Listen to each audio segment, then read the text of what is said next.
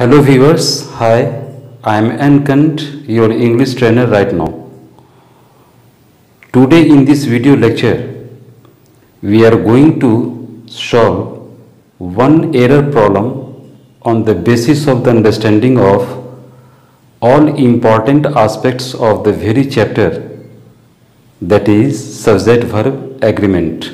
We all have discussed every important aspect of the chapter in last 9 previous videos, and that should be enough for us to solve any sort of error problem on the basis of the understanding of this very chapter. मेरे viewers, हम लोग आज इस video lecture में on board दिए गए एक error problem को सॉल्व करने की कोशिश करेंगे, जो प्रॉब्लम सब्जेक्ट वर्ब एग्रीमेंट पे डिस्कस्ड उसके सारे इम्पॉर्टेंट एस्पेक्ट्स की अंडरस्टैंडिंग से रिलेटेड है।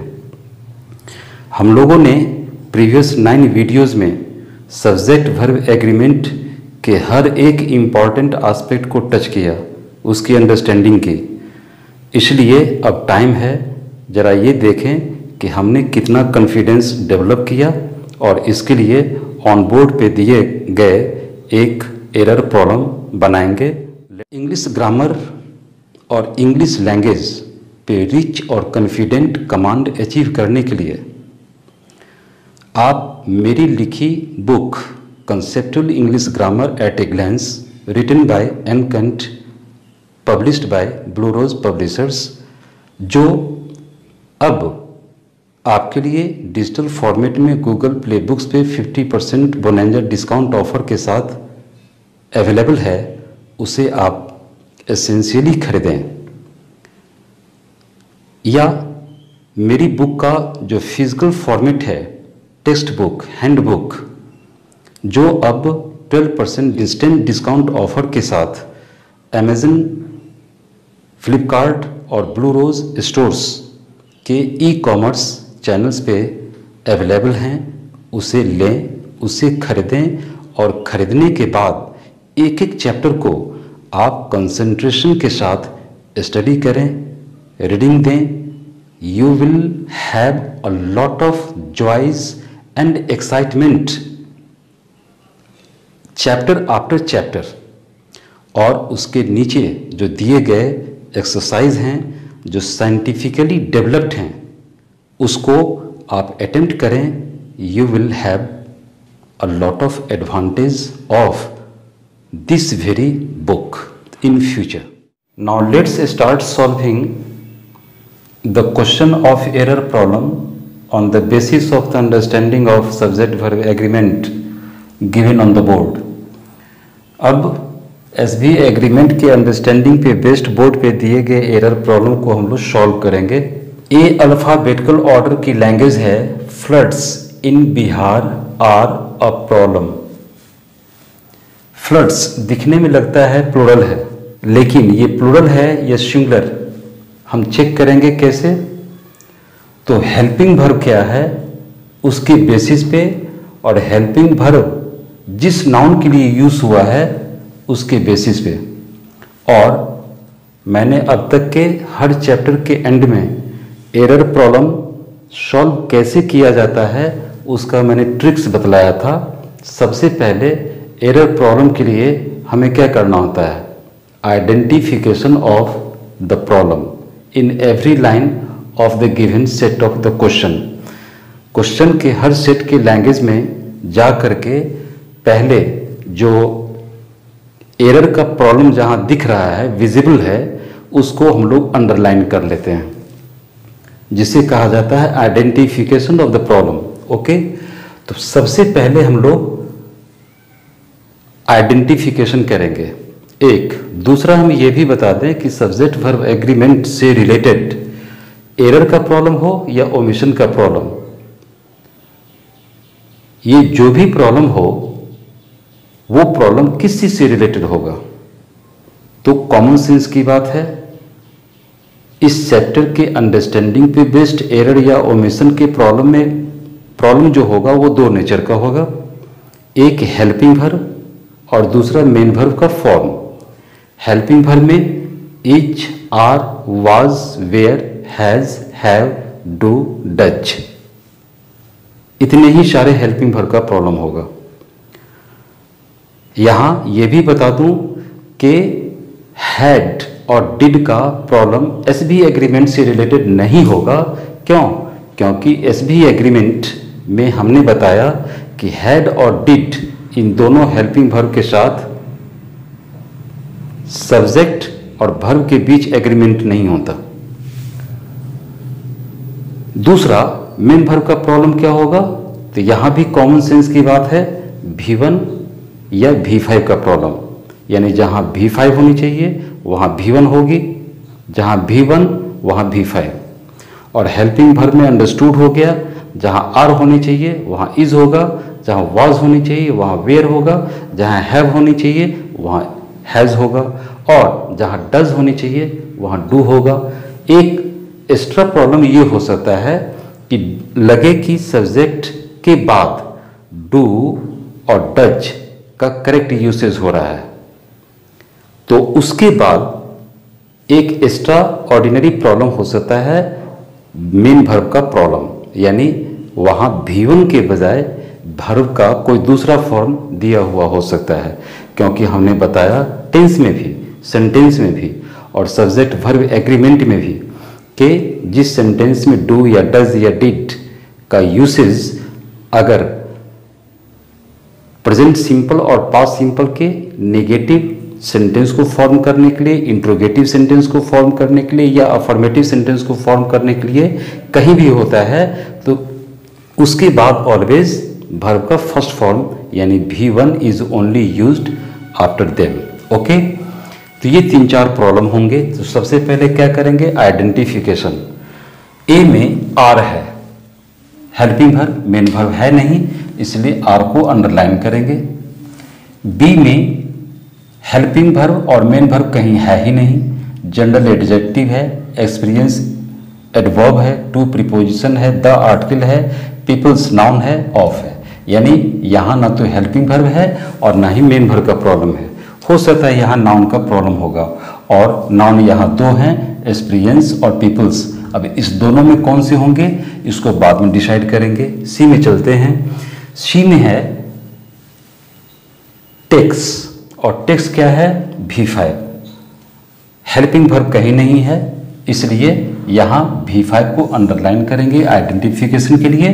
फिर डी में प्रॉब्लम है एक लूजेस, और लूजेस क्या है? ये भी V5 है, तो इसको भी अंडरलाइन करेंगे। हेल्पिंग वर्ब है नहीं जो उसे अंडरलाइन करने की जरूरत हो। फिर ई में है हैज गॉट, और फिर है देयर इज नो होप, तो यहां भी हम चाहें तो इज को भी अंडरलाइन कर सकते हैं और हैज को भी कर सकते हैं। जो बच्चे इन दोनों में कौन सा एक एरर हो सकता है इसकी आइडेंटिफिकेशन इजीली नहीं कर पाएंगे, उनके लिए दोनों, और जो क्विकली कर सकते हैं उनके लिए कोई एक ही प्रॉब्लम दिख रहा होगा। एफ में आइडेंटिफिकेशन क्या होगा? आर लास्ट में है।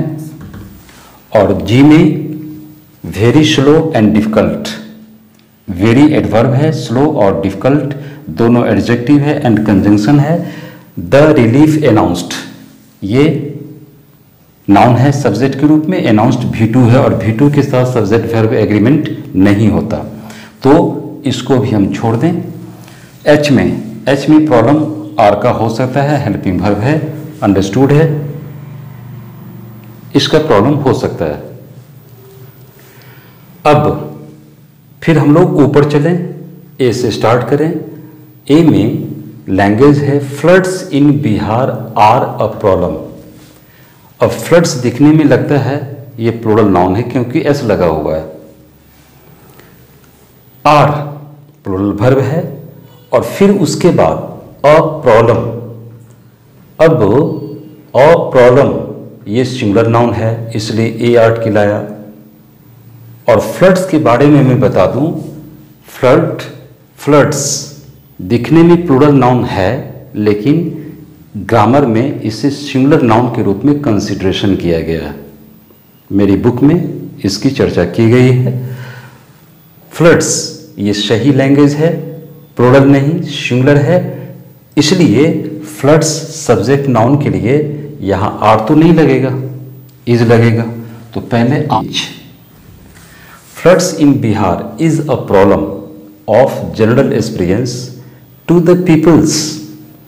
पीपल्स भी एसबी एग्रीमेंट के किसी एक पर्टिकुलर स्पेशल रूल में बिलोंग करता है, और उसमें बताया जाता है कि कुछ ऐसे नाउन होते हैं जिसमें एस और ईएस कभी लगता नहीं, फिर भी वो प्लूरल होते हैं। जैसे आर्मी हो गया, कैटल हो गया, स्टाफ हो गया, पीपल हो गया, पुलिस हो गया। These are all such plural noun which never take any S और ES to their last. Okay, तो यहाँ पीपल्स को अंडरलाइन करेंगे, पीपल्स नहीं होता है, और करेक्ट क्या होगा? Peoples. Floods in Bihar is a problem of general experience to the people of this state. अब क्लियर हो गया। Many years takes, many years, years plural subject है और थर्ड पर्सन है। Third person plural number subject के साथ present simple में क्या लगेगा? V1 या V5। अंडरस्टूड है?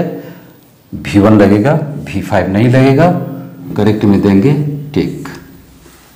Many years take for the people of the state to come out of it.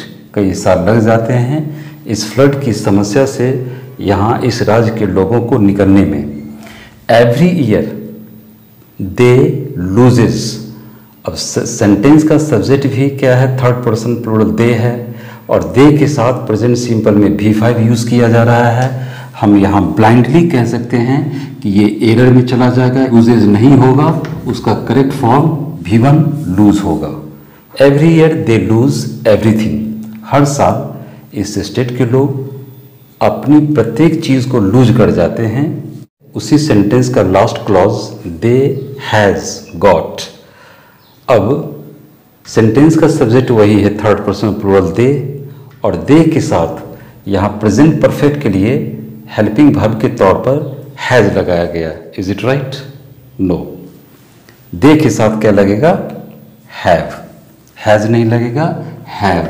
Have को करेक्ट में डालेंगे। ई अल्फाबेटिकल ऑर्डर में जो नई सेंटेंस थी, there is no hope for their beautiful future, ये सेंटेंस बिल्कुल सही है। इसमें एरर का कोई प्रॉब्लम नहीं है, क्योंकि उससे पहले ही ई के लिए हमने हैज को इनकरेक्ट में शो करके उसका करेक्ट फॉर्म हैव यूज कर दिया था, इसलिए डबल प्रॉब्लम होनी नहीं चाहिए सिंगल लाइन में। एफ के लिए next sentence, the procedure of their rehabilitations are very slow and difficult. यहां हमने आर को अंडरलाइन किया हुआ था। एरर के लिए चेक करेंगे ये सही है या गलत। सेंटेंस का पहले सब्जेक्ट डिसाइड करेंगे। सेंटेंस का सब्जेक्ट क्या है? लैंग्वेज है the procedure of their rehabilitations. यहां देख रहे हैं कि वर्ब के पहले एक प्लूरल नाउन है रिहैबिलिटेशंस, और उस प्लूरल नाउन के पहले एक कॉमन डिटरमाइनर के रूप में देयर आया, और सेंटेंस की स्टार्टिंग इनिशिएशन एक स्पेसिफिक स्ट्रक्चर के साथ होता है, जिसमें क्या है? The plus abstract noun procedure plus of. हमने एक स्पेशल रूल दिया था जिसमें बतलाया था कि सेंटेंस में प्लूरल नंबर नाउन हो और उस प्लूरल नंबर नाउन के पहले प्रोसीड कर रहा हो the plus abstract noun plus of, तो उस सेंटेंस का वर्ब यूजुअली सिंगुलर होता है। ओके, क्यों? क्योंकि एब्स्ट्रैक्ट नाउन यूजुअली सिंगुलर माने गए हैं, और सेंटेंस की इनिशियल पोजीशन में आके बैठ गया एब्स्ट्रैक्ट नाउन जो सिंगुलर होता है, इसलिए उसके मुताबिक वर्ब सिंगुलर होगा। करेक्ट क्या होगा? इच। और लैंग्वेज क्या होगी? The procedure of their rehabilitations, ऐसे लोगों के पुनर्वास की प्रक्रिया। प्रोसीड्योर मीन्स प्रक्रिया, और रिहैबिलिटेशंस मीन्स पुनर्वास। ऐसे लोगों की पुनर्वास की प्रक्रिया क्या है? धीमी है। Is very slow and difficult, और जटिल भी है। अब हमारा सेंटेंस बिल्कुल सही हो गया। वेरी स्लो एंड डिफिकल्ट, ये लैंग्वेज पहले ही मैंने डिसाइड कर दिया था। वेरी एडवर्ब है, स्लो और डिफिकल्ट एडजेक्टिव है, एंड कंजंक्शन है। इसमें हेल्पिंग वर्ब और मेन वर्ब का कहीं कोई प्रॉब्लम नहीं है, विजिबल ही नहीं, प्रॉब्लम नहीं होगा। फिर आगे है द रिलीफ अनाउंस्ड, और आप ये भी देख रहे हैं कि जी में किसी भी वर्ड को, चाहे हेल्पिंग वर्ब हो या मेन वर्ब, उसको हमने अंडरलाइन नहीं किया, क्योंकि देखा हेल्पिंग वर्ब भी नहीं, मेन वर्ब भी नहीं, इसलिए अंडरलाइन किसको किया जाए? तो एक मेन वर्ब बच रहा अनाउंस्ड, और अनाउंस्ड क्या है? V1 तो नहीं है, V5 भी नहीं है, ये V2 है, और V2 के साथ सब्जेक्ट वर्ब एग्रीमेंट नहीं होता, इसलिए इस पूरी लैंग्वेज में no error and 5 will be our option, correct option. Okay. H, by the governments are also like a drop in the ocean. The relief announced by the governments are also like a drop in the ocean. अब इस sentence में भी देख रहे हैं helping verb are को underline किया। इसमें खतरा है, इसमें डाउट है कि ये गलत हो सकता है, चेक करेंगे। उसके पहले आने वाला नाउन गवर्नमेंट्स, ये प्लूरल है, और इस प्लूरल नाउन के पहले भी इनिशियल स्ट्रक्चर सेंटेंस का क्या है? द रिलीफ, यानी एक एब्स्ट्रैक्ट नाउन यहां आके पहले बैठ गया, और वो एब्स्ट्रैक्ट नाउन सिंगुलर है, इसलिए इस सिंगुलर एब्स्ट्रैक्ट नाउन के मुताबिक वर्ब यहां सिंगुलर होगा, प्लूरल नहीं होगा। हमारा आंसर होगा the relief announced by the governments is also like a drop in the ocean, और सरकारों के द्वारा घोषित की गई राहत भी ऊंट के मुंह में जीरा के फोरन के बराबर होती है। Okay, this way we have solved this very error problem that was given to check your knowledge regarding the understanding of subject verb agreement, and now right away you can solve many such problems of error questions. Okay, thank you. My dear viewers, if you are satisfied with today's video lecture, please don't forget to subscribe the channel. It is essential. Now, please don't forget to like the video, and also please don't forget to share it more and more. Stay home, stay safe. Thanks a lot for watching today's video. Enjoy watching and learning. Have the nice time.